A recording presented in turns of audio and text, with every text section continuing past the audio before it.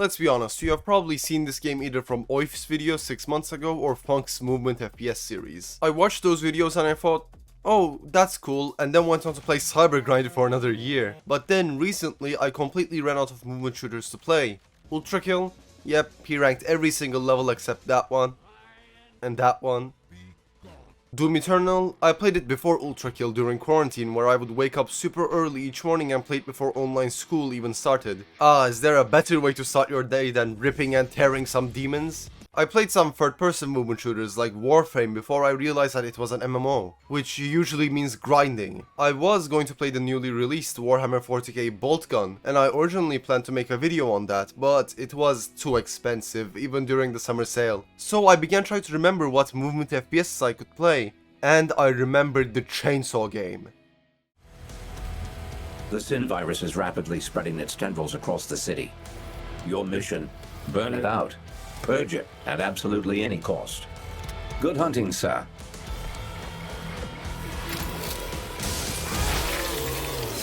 Yeah, I think I'm going to like this game. The best way I can describe Turbo Overkill is if Doom and ULTRAKILL had a baby, and that baby was raised in a household that blasted the Prodigy music 24/7. And on top of all of these, that baby's nanny was Far Cry 3 Blood Dragon. The game, just like ULTRAKILL, is one that is over the top and doesn't take itself too seriously. Its setting is just a generic cyberpunk with the bad guy being an evil AI, and the developers are fully aware how generic this is, because they just go overboard with everything, including the gameplay. Just like most indie movement shooters or boomer shooters, whatever you want to call them, the gameplay feels fantastic, with everything revolving around sliding. Sliding in this game activates your chainsaws, which deal an enormous amount of damage that scales depending on how fast you're going. So sliding up ramps to hit enemies will deal less than ideal damage, but sliding down ramps is where shit gets real. You instantly one-shot every cannon fodder enemy. One thing that is worth mentioning is that when you slide up, you don't teleport to the antimatter dimension where physics don't work and you can slide upwards without falling down like ULTRAKILL. If you slide up a ramp, you slowly turn around until you begin to slide down the ramp, just like a skateboard. Actually, it would be accurate to say that the whole map is your skate park, including the highways. Yes, because sliding instantly boosts you forward, allowing you to make those hard jumps even if you fail to start with much momentum. But sliding isn't the only thing you're limited to, because if that was it, it would get pretty repetitive. Imagine playing Doom with only the chainsaw or ULTRAKILL with only the feedbacker and the knuckle blaster. You also have the guns. There are a lot of guns in this game, and they went the Doom Eternal route of having every weapon have an alternate ability or mode. You start the game with dual pistols. Wow, starting a game with a pistol, how generic. Shut the fuck up, because this pistol is different. Besides having the akimbo attachment and generally having a fast fire rate, this pistol has taken some inspiration from Titanfall. Pressing right click to activate its alt fire results in... Can you guess what this does? A, it's a lock-on. B, it's a lock-on. C, it's a yes, okay, it's the smart pistol from Titanfall.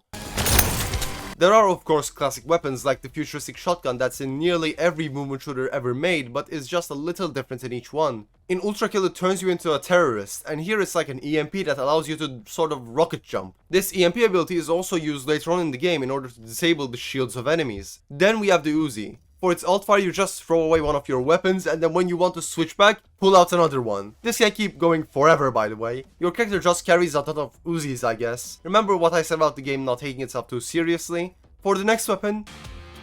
Oh, is that what I think it is? And now he's going to sword off? Yes! No need to explain anything, it's a sword off, it's cool.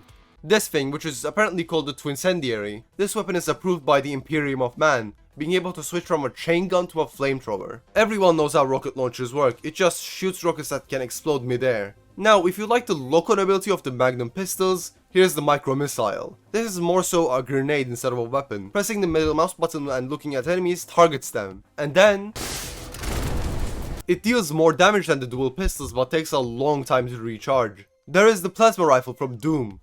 No, seriously, I don't doubt that this is a direct reference. It even has the microwave beam, but now it can target 3 enemies. Every movement shooter has a precision-based weapon, and for this game it is the Telefragger, an ordinary sniper rifle without its alt fire, but with the alt fire it allows you to teleport inside of enemies. And finally, the Drone Strike, or the Ion Cannon. This weapon summons a beam of light to come down from the sky and destroy whatever enemies you point it at in mere seconds. These might be all of the weapons, but I still have one thing that I haven't mentioned. Every weapon in the game gets an upgrade in the second episode of the game, which came out in 2022. For example, the wind-up for the two incendiaries chain gun is removed entirely, and the waster shotgun turns into a faster and more advanced version of itself. Enough about the weapons though, I think we need to talk about the level design. Unlike ULTRAKILL, where you mostly progress room by room, Turbo Overkill is mostly open. Yes, it has some closed rooms where you need to defeat all of the enemies to progress, but the open areas outweigh them. And by a lot. For example, in episode 1 mission 4 Dead Plaza, the whole level is open for exploration. There are only a few closed off rooms, and those only happen inside the large buildings. This type of level design means that you can often skip enemies, and it is very hard to complete a level perfectly, meaning that 100% of the enemies are dead. But these aren't the only type of levels, because there are two specific levels that are very different. In the 7th level of the game, halfway through the level you ride the car from Blade Runner. Yes, they have a section where you fly your car. The closest comparison I could make to this mission is the mission New Alexandria from Halo Reach, where you fly this vehicle called a Falcon to multiple buildings to complete objectives, and the premise is the same in Turbo Overkill. You fly to 3 buildings to disable 3 jammers. And in episode 2 mission 5 you ride the cool ass chainsaw bike through the city while dodging the beams coming from the Eye of Sauron over there. Another important part of the game are obviously the enemies, and there's a great variety of them in Turbo Overkill, going from cannon fodder all the way up to mechs. Some cannon fodder enemies, or trash mobs as the game calls them, are still extremely dangerous, like the Grizzler. The Grizzler fires 3 shots horizontally that can still hit you if you aren't careful about where you dodge. Combined with heavy enemies that can deal more damage if you aren't careful, the Grizzler can easily kill you if you don't pay attention to it. Of course, there are the generic monsters who shoot straight and stronger versions of them, but every game has to have them in order to fill up rooms with enemies. One thing that is worth mentioning is that because this game is even faster than games like Doom and ULTRAKILL, even the lowest tier enemies...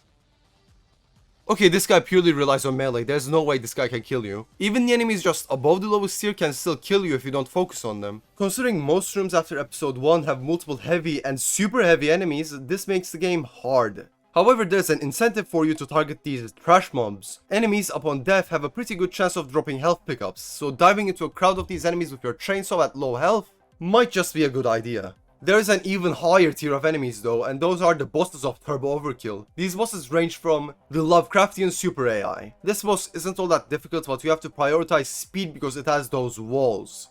The Flash. Like his nickname implies, this guy moves fast, but he doesn't punch elderly women. Sadist Woman. One of the coolest bosses in the game, and she is important to the overall story of Turbo Overkill. She is also a holopilot user for some reason. And finally, Gabriel from ULTRAKILL. This boss is just amazing. It actually feels like you're going up against yourself, and you know it's going to be cool when the boss gets his own unique level. Mo, which is the boss's real name, is voiced by the one, the only Gianni Matragrano, popular for voice acting Gabriel and having a YouTube channel where he makes Duke Nukem impressions. Wait.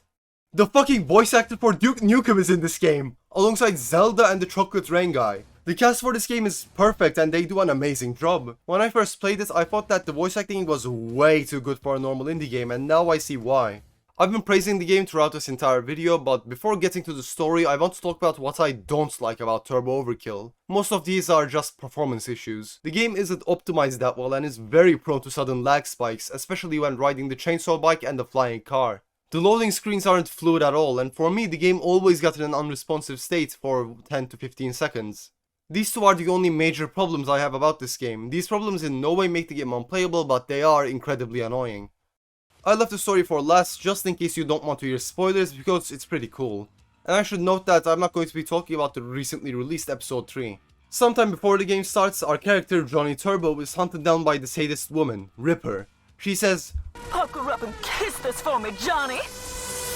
and blows his face off. Johnny is somehow brought back to life, but he is informed that if he doesn't get the full surgery, he will lose all of his thoughts and emotions in 8 months. Fast forward to present day, and Johnny is trying to rid the city of Paradise from the most advanced and evil AI known as Sin, who is currently controlling the city with her minions. Johnny does this by destroying these cores to diminish Sin's power, but upon learning that Sin wants this thing called Artifact Zero in order to completely take over the city of Paradise and Earth, he goes after it. But he fails and Sin now controls Earth or something. Now Johnny has to destroy Sin from her source, which is a space station. So he needs to get to the spaceport of Paradise. Johnny manages to defeat 2 bounty hunters, including Ripper, on his way to the spaceport. But when it finally looks like he has defeated the 3rd and final bounty hunter, he comes back to life, nearly kills Johnny and uses an artifact in order to become God. Wow, a character Gianni voices becomes a deity. How shocking, and that's where episode 2 ends. The story is somewhat generic, just like the game's premise, but it has enough depth and content to make it fun, and most importantly, the story isn't predictable.